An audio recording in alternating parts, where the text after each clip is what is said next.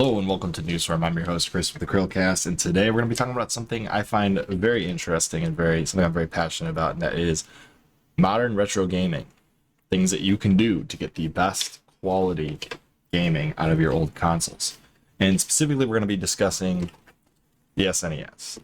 And if you guys don't know, we actually have this bonus channel that's up on the screen here. It's CHRILLCAST TV, and on it, I've been doing Let's Plays of older consoles or older games, but mostly so far the Metroid series. So this video shows my current setup.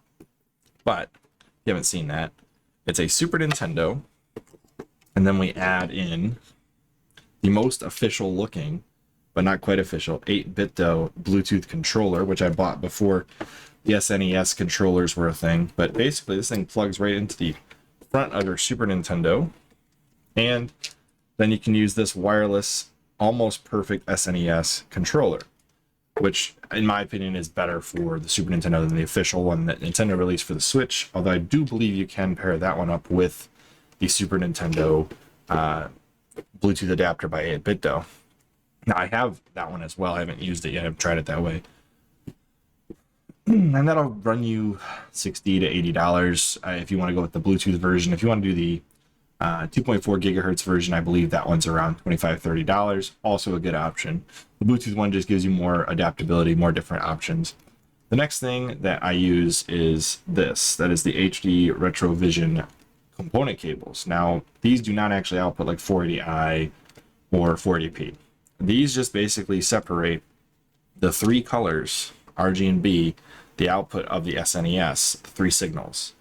And then obviously stereo audio, which is what you would normally get. It also has this really cool switch here that you can switch between like your contrast being high or low, or brightness high and low.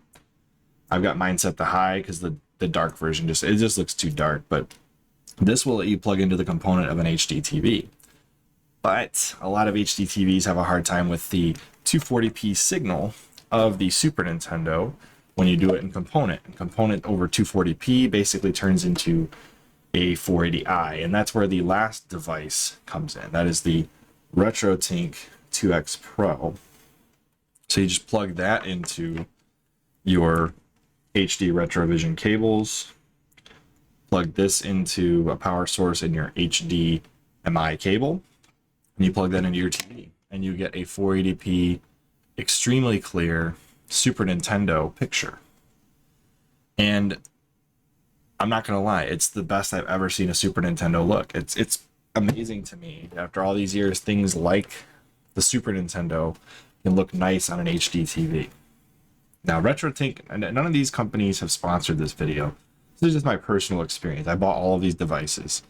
I bought this RetroTink directly from the RetroTink website. It's amazing. I absolutely love it. I bought the HD Retrovision cables from Castlevania Games. I actually got a discount because RGT had some kind of a code on his, at the time it was like RGT Cares. It might still be that, I'm not sure. And then the 8-bit one, I had to get this secondhand because I wanted the old school 8-bit controller, the one I'm pretty sure Nintendo contacted them about and said, hey, maybe don't make it look that official, because this thing, I'll tell you what, literally feels like a real controller. And there is like some kind of a weird effect on my screen here. These buttons are not blue. They're actually the purple and violet that they're supposed to be, but it doesn't look right on my screen. So just wanted to point that out. But this thing is amazing.